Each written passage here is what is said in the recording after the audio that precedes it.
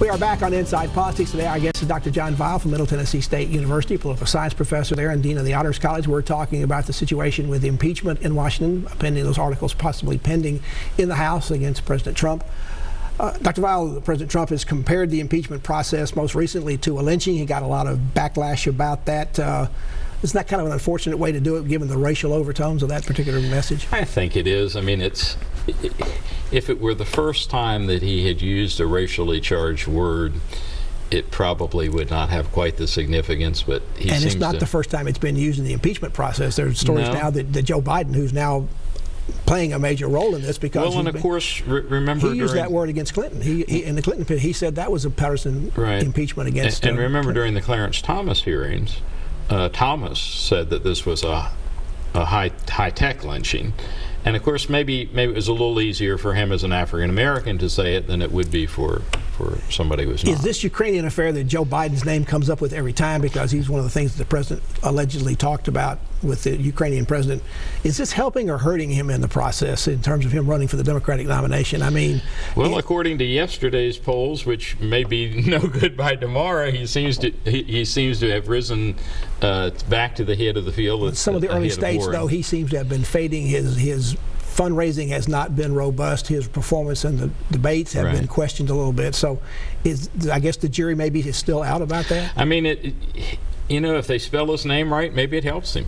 One thing that it suggests that maybe Trump is more concerned about running against Biden than he is about the other candidates. And obviously, if you're a Democrat, you want the strongest candidate you can get. The odd part about this impeachment coming back up again was that it apparently came to its head in terms of what the whistleblower came and reported about. Yes. It occurred on the day after Robert Mueller had gone to Congress to testify, and that seemed to have been the nadir, the end of any efforts to really impeach the president, because Mueller said, well, you'll have to do impeachment because I have nothing in here. I can't indict him on criminal charges. How odd that the next day this would have been something that came up and started this process kind of all over again. Well, and I guess some wonder if, depending on what you think about the charges, but if you think they're valid, some people would say maybe Trump got a little overconfident or emboldened by the fact that he didn't end up. Although, as it fleshes out, if you believe all the evidence you're hearing coming out that's being leaked from these committees, this situation of trying to put the pressure on Ukraine and holding back military aid or a visit to the White House in return for them helping the president doing a favor, it seems to have gone on even before that and continued even after that call. That's true. And one of the things that we talked earlier about the grounds for impeachment. It actually comes pretty close. Maybe it is bribery. If it actually happened, the quid pro quo. You're saying if you do, we'll give you this if you do that. The president's tactics on this have been a little bit different. When it first came up about the call, he almost within a couple of days released this rough transcript of it. Yes, he did. In other things that the Congress have asked for information, he has basically said, take me to court. He's defied subpoenas doing this. Why did the president want to release this? I mean, he says it was a perfect call, but a lot of people in Congress think it's a smoking gun. Well, and I think what he's trying to do, I think the tactic is you put it out there, and you continually repeat that there's nothing in it, and if people believe that, I've been transparent, I've done it. You also had a number of people being called to testify before this special committee, before the committees in Congress looking at impeachment. In some cases, the administration has blocked that for some of the cabinet member levels, but there have been a number of career State Department people who have shown up and given these testimonies. Yes. That strikes me as being either, depending on your point of view, either foolhardy or very, very courageous to do that. I mean, these people are putting their careers on the line. Right, and of course the original whistleblower, we don't yet know. I mean, some people say he's from the CIA, but other than that, do you think we'll ever see the original? Now that all this other evidence has come out, is this person going to have to be put up and put publicly out front? I don't know that the testimony. There's been some talk about him not being ever identified. I'm not sure that that's necessary any longer. I mean, partly because you do have the phone call, you do have the ambassadors, you have people of apparently higher rank that can do it. So I'm not certain on that. It appears from congressional leaders on the Republican side, they're still mostly sticking with the president. There have been some, like Mitt Romney in the Senate, who are beginning to at least show signs of defection.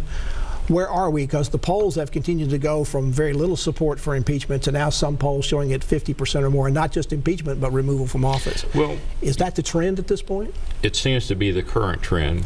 One of the ironies here is that the area where Trump seems to be losing support among Republicans is not directly tied to Ukraine. It seems to be the situation in Syria. In fact, Syria, he's had almost universal disownment by both parties by that. Right. I mean, you actually had a resolution, fairly overwhelmingly adopted.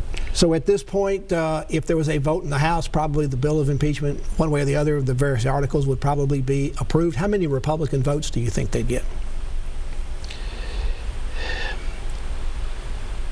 At the current point, Republicans, I would say 2/3 or better, are going to stick with the president.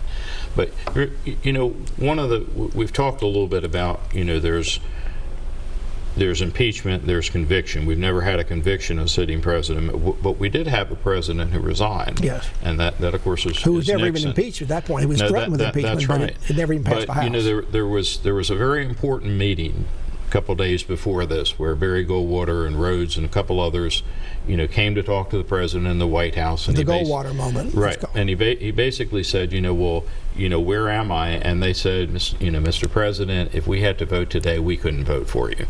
And that was sort of the signal. None of them wanted to vote to impeach him. They wanted him just to step aside. And, there is some speculation that, if I think it's certainly possible that if you began losing enough Republicans in the Senate, that a president would decide to resign rather than to have the be the only president who's actually impeached and convicted. Dr. John Viles, our guest. He's a Middle Tennessee State University political science professor and dean of the Honors College. We're talking about the situation in Washington with the continued talk and hearings about impeachment of President Trump. Back to continue our conversation after you watch these messages.